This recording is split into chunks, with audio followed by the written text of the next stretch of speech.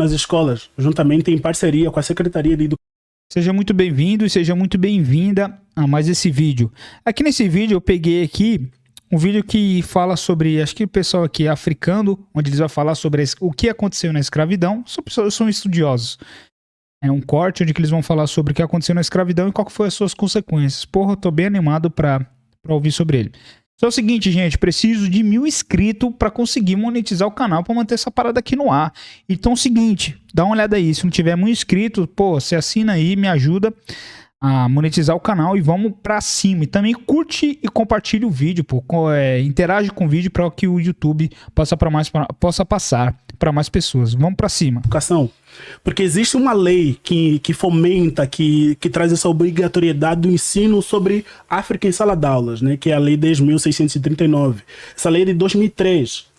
O ano passado saiu uma pesquisa do Instituto Alana, fazendo referência do Instituto Alana e Geledes, que diz que 71% das secretarias de educação do Brasil inteiro não aplicam a questão África em sala de aulas.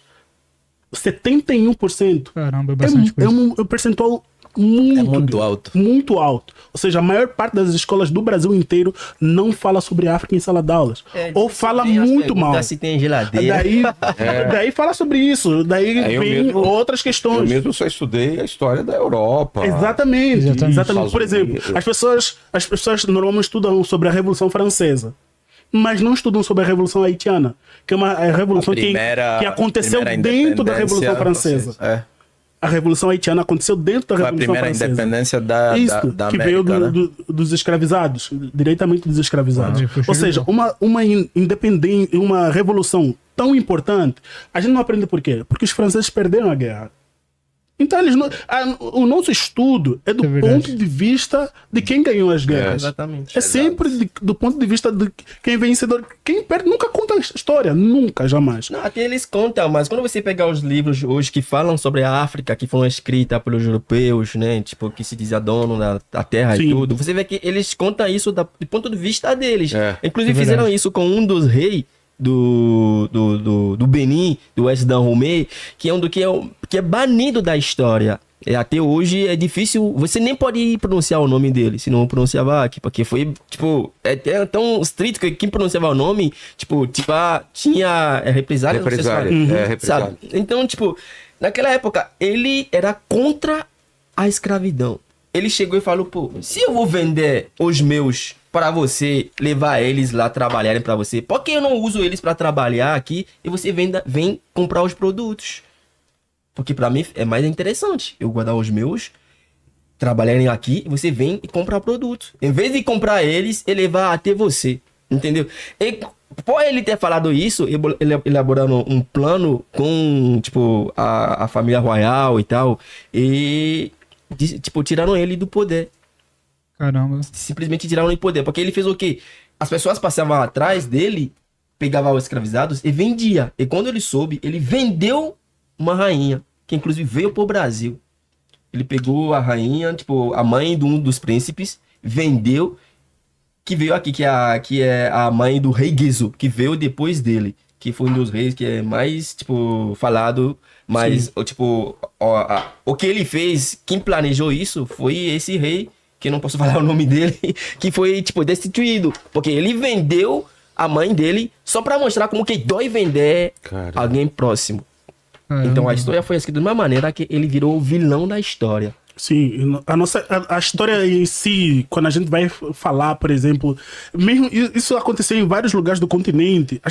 Primeiramente, as pessoas acham que a escravidão, a colonização africana aceitou de boa. De boa.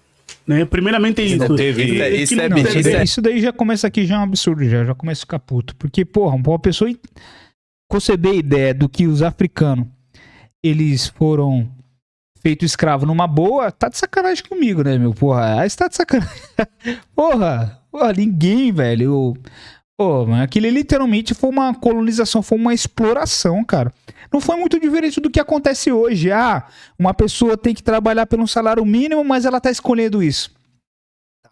Tá sim, lógico que tá escolhendo. Isso é muito... Chegou, falou, então tá aprovado. Eu quero governar aqui a tua casa. Não, fica isso à vontade. Cara, isso é muito bizarro. E tipo assim, por isso que isso tem que ser falado. Porque assim, é muito doido e bizarro pensar que o outro africano aceitou vender o outro. De boa. Mas, tipo assim, não tem como acreditar nisso, saca? Só que é o que vendem.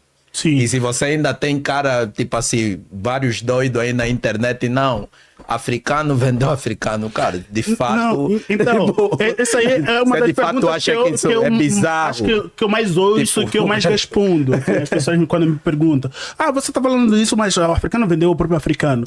Pessoal, primeiro a gente tem que falar que a venda de escravos é um negócio muito lucrativo que ao já longo da existia antes. a história. Muito Mundial. antes. Assim como o africano vendia outro africano, o europeu também vendia outro europeu. Não, exatamente isso, pô, porque é questão de lógica, mano, é econômica.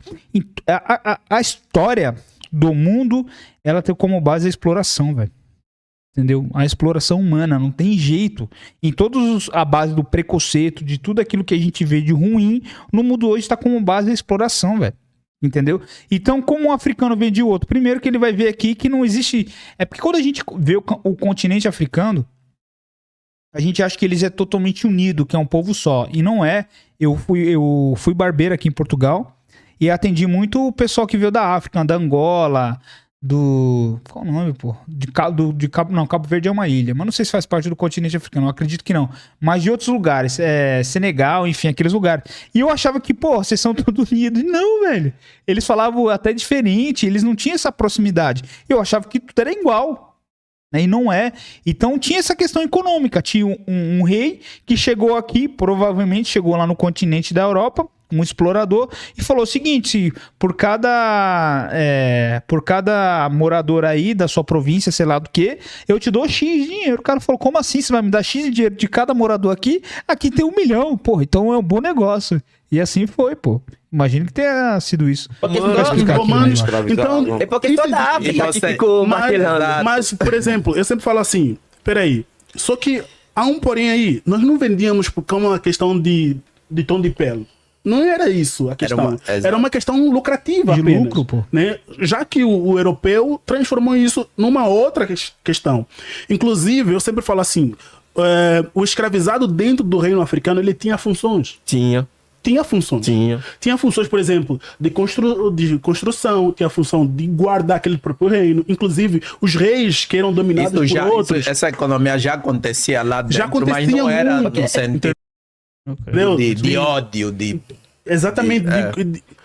Desde que o mundo é mundo, o homem sempre tentou conquistar o outro território. O território do outro. Isso é verdade. Isso é fato. Isso é prova disso. Exploração. Mas até esses reis que eram conquistados por outros, eles serviam, por exemplo, como conselheiros. Eles podiam ser conselheiros desse rei que conquistou ele. Sim. Inclusive, para quem gosta da Bíblia, por exemplo, lá no Atos dos Apóstolos, lá, capítulo 8, versículo 26, se eu não me engano. Virou pastor, Virou pastor. É que eu gosto sempre de fundamentar com que a gente já conhece. Fica mais fácil. Fica mais fácil a gente perceber. Por exemplo, tem o apóstolo Filipe se encontra com o eunuco da rainha de Sabá, da Etiópia. Né? Então, olha só, quem era o eunuco? Era um escravo. Era um escravizado. Entendeu? Sim, essa questão de escravo eu já vi bem antiga, né? Só que depois ali no século XV e XVI, que eles literalmente pegaram um ser humano da cor escura e falaram: não, vocês são inferiores e vocês agora são uma categoria de escravo exclusiva. Literalmente isso, porque antigamente sempre teve escravo, né? E tanto que mudou agora, né? Eles sofrem muitas consequências no Brasil. Só que hoje, por exemplo, aqui em Portugal, depois que os negros, né, de todas as leis, de toda a conscientização, né, enfim, entre aspas, hoje em dia aqui todo mundo virou escravo de novo. Por quê? Everton, como assim escravo? Pô, uma pessoa que trabalha para ganhar 700 euros por mês aqui na questão de Portugal e pagar no T1 600 euros, o que é um cara desse? Escravo. A diferença, né, que antigamente o escravo tinha que trabalhar para ter comida, para ter moradia. Hoje, o escravo moderno não faz exatamente a mesma coisa. Tem que trabalhar para ganhar 700, para pagar numa casa 600. E onde que sobra sobra dinheiro para comer, para pagar energia? Então, enfim, a escravidão nunca parou, ela sempre continuou. Só que nesse período que ele está falando aqui de 300 anos, que é muito tempo, foi exclusivamente o ser humano da pele escura, né? Da pele negra. Como eu. Olha, e aquele eunuco, ele disse que ele era o responsável pelas finanças do reino. Sim. Imagina um escravizado vai ser responsável pelas finanças? Jamais. Entendeu? Então a gente tem que perceber isso. Pê, onde é que fica a Etiópia? Onde fica a rainha de Sabá? Fica na Etiópia? Ficava na Etiópia. Então, Fica onde? fica onde? Fica na África. Então, a partir desse dado, a gente já consegue deduzir os outros reinos também. Que os escravizados tinham responsabilidades dentro do reino. Então, não é só esse fato, o africano vendia para o africano. É que essa aqui é uma base que as pessoas querem se assentar e Pra falar... ocultar as outras coisas. Né? O mais grave que ocorreu, né? Por exemplo, ninguém fala que a guerra, que Segunda Guerra Mundial era a guerra de branco contra branco. Ninguém fala isso. Exatamente. E que usaram os negros na linha de frente. Mas aconteceu aonde? Sim. Na Europa. Exatamente. Ninguém fala. Por exemplo, E tanto que tem um detalhe muito interessante que eles falavam sobre Hitler, que os europeus, na Segunda Guerra Mundial, eles ficaram tão escandalizados com a ousadia da Alemanha nazista de fazer aquilo, por exemplo, com a França, de tomar a França, se eu não me engano, em poucos dias, eles ficaram horrorizados com aquilo que eles fizeram com holocaustos, mas para vários historiadores, eles falaram assim, olha, o que a Alemanha estava tentando fazer na Europa era o que a Europa estava fazendo já há muitos séculos nos continentes afora, filho. É a mesma coisa. Ou seja, a gente dá mau peso para a Segunda Guerra Mundial, um holocausto. Sim, lógico que ele tem um peso. Só que, cara, não é diferente do que os europeus fez no Brasil, do que os espanhóis, ou seja, todos eles fizeram nos continentes, os massacres. Só que a gente não fala sobre isso. A gente colocou os europeus no pedestal, os americanos no pedestal, e a gente não fala sobre isso. Mas foi a mesma coisa. É lógico que existe 2 pesos e 2 medidas, né? O ucraniano na guerra aqui na Europa, todo mundo é comovido pela morte dos ucranianos. Só que agora, infelizmente, lá na guerra no Oriente Médio, ou guerras que estão acontecendo hoje na África, né? Eles não veem isso como ser humano, então não dá manchete. Então eles nem comentam. É 2 pesos e 2 medidas, né? É o mundo sendo o mundo. Até pegando esse gancho aí da Primeira e Segunda Guerra Mundial, vários soldados africanos foram usados pelas colônias como linha de frente. Como linha de Que a gente chama Por exemplo, de tiraia.